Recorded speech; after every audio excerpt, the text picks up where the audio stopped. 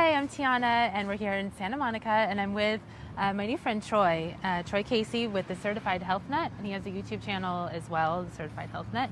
And I was talking to him, having a conversation, and he has some very interesting takes on eating meat. He went from vegan to eating meat, and he truly believes that this is the healthier way to go. And so I really wanted to find out what that was all about. So, well, to clarify, ultimately, I don't preach food paradigms. People ask me all the time what to eat, and I tell them eat exactly what your soul desires. Most people's intuition is turned off, and a lot of that has to do with we have brain material in our stomach, ganglia that come down from our brain. Anybody ever heard of your gut instinct? Right. And so because the food chain is so messed up right now, a lot of people are eating grains. Grains have mycotoxins in them.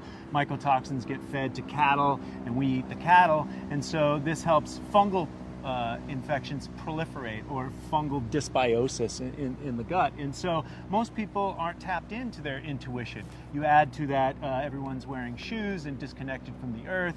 You add to that some C-sections, some chemicals in the air, water, and soil, and a bunch of TV programming. And so most people are just completely confused. Right. You add to that, on top of everything else, a bunch of studies performed by pharmaceutical companies or chemical companies masquerading as agribusiness companies like Dow and Monsanto, creating genetically modified organisms, telling you this and that is good or bad for you. So ultimately, what I tell people is just get back to nature as much as possible. Exactly. If we would all just eat real food, ultimately, then there isn't a problem with red meat. If you're eating grass-fed, the animals are meant to eat grass, not grain. Right, exactly. And how do you fatten up an animal when you bring them to market? Well, you feed them grain. So if 69% of the American people are obese right now, I relate that to what they're eating, ultimately, because it's an epidemic. And so we look at most of the commercial farming that we see. You see animals that are being fed grain. They're not meant to eat grain, they're meant to eat grasses. Animals that are fed grain creates gas in their stomachs. They're multiple stomach animals, and so gas in their stomach creates acidosis in their blood. Acidosis in their blood creates acidosis in your blood. And so that's where the red meat is bad for you concept is coming. But if we look at the history of the historical anthropological record, or the history of the spear, man has been hunting and gathering for a very long time. Farming was developed 10,000 years ago in China, and about 4,000 years ago in the Mediterranean. So when we look at historically the way our digestive tracts have built, and we look at current human genome studies, genome studies show that it takes 100,000 years to change the human genome 1/10 of 1%. That's 100,000 years. So farming started 10,000 years ago in Asia and 4,000 years ago in the Mediterranean. That basically makes us all meat eaters.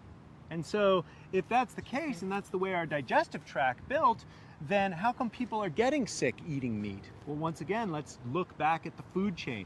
You've got chemical pesticides, herbicides, and pesticides are sprayed on with petrochemicals. It's an oil. It makes them stick to the plants. And so people are ingesting these carcinogens and other levels of toxicity into their body, and that bioaccumulates in their tissues and ends up wreaking havoc in the kidneys, liver, colon, and it shows up as heart disease, stroke, diabetes, chronic fatigue, fibromyalgia, and a whole host of new diseases.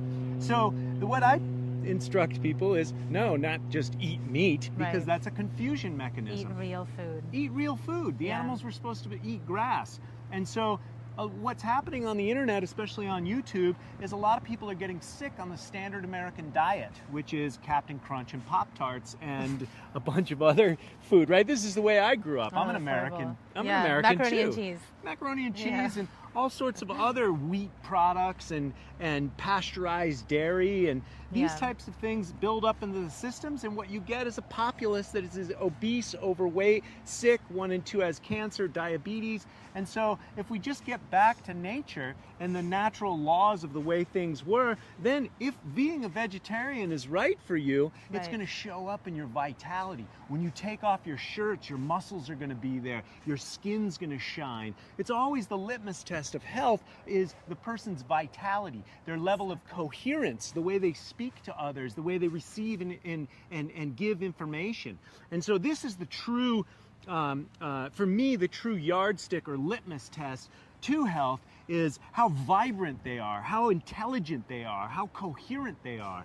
And so if eating meat is good for you, then you will ultimately know it. If it's grass-fed and you are healthy, you take off your shirt and you have musculature, because ultimately we're animals first, right? And we have to feed that biological animals. We're all individuals, and to find out exactly what your fuel mixture of macronutrients is, proteins, carbohydrates, and fats, and find out what works for you. As a vegetarian diet, the one diet that I did experiment with in research was the macrobiotic diet, and that had some validity. So and eating organic and only organic, because if you're eating corn, it's GMO'd, and if you're eating soy, you might want to look on how it's affecting your hormones and check in with that. Exactly. Because a lot of the protein substitutes like soy aren't meant for human consumption, only small amounts. Especially not in that mass amount. It's horrible. Just eat real food. Sean Croxton from Underground Wellness created a trademark called JERF. And I love that because it just stands for just eat real food. I love that, guys. That's awesome. That's great. So does that make sense? That's how I eat. I just eat real. And I experienced a lot of the vegan dogma, if you will, and the cult aspect of being vegan. And that didn't work for me. I tried it after 2 years. I pissed everyone off and told them that they were going to hell if they were eating animals. And the fact of the matter is I got sick. And so life eats life. That's part of the closed organic cycle. And so Walter Russell wrote about it in The Love Principle. And so, and ultimately, once we understand the closed organic cycle, the microbes in the soil are animals. The plants eat the microbes. Animals eat the plants, and animals eat animals and plants. Exactly. We have respect and reverence for that animal's life. I believe that ultimately it brings some form of immortality to that animal because its expression is now coming through a human being. And that's a Native American concept. However, I feel spiritually that is applicable for me, especially because I got sick on a vegetarian diet, and the more I eat towards my metabolic type, the stronger, the more vital I feel, more gifts I can share with humanity. Right. If I was sluggish and weak and preaching dogma and fire and brimstone, you're going to hell if you're not eating animals, that's a stress. Exactly. You know, Paul Chek wrote a great article called Vegetarianism Inside and Out. It's a 2-part article. He's one of the top holistic teachers on the planet, and he went vegetarian for a while. He breaks down the religious aspects, the spiritual aspects, and then his own personal experience. And so I recommend anyone out there, if you're healing from a standard American diet, the vegan and vegetarian diet will definitely cleanse you out. From there, if you are not feeling your strong and vital self, like a lot of the people that I see on these long-term diets, then you might want to readjust it. I see it especially in women affecting their hormones. A lot of weakness, postural weakness, that ends up manifesting on these long-term diets. That's a good idea, but it's not showing up as a good idea in their own physical structure. So always take the time out to really check in with yourself and see if this is serving you to the nth degree now. And then if you do choose to eat meat, make sure it's grass-fed, free-range, organic. Organic's the tag word. We wouldn't have to call it organic if these chemical companies weren't out here masquerading as agribusiness companies and messed up the soil, the water, and the way we grow food. Right. So just eat real food and listen to her. She's got a great channel. Eat real, yeah. Thank you. Thank you so much, Troy. Yeah, awesome. Great to be here.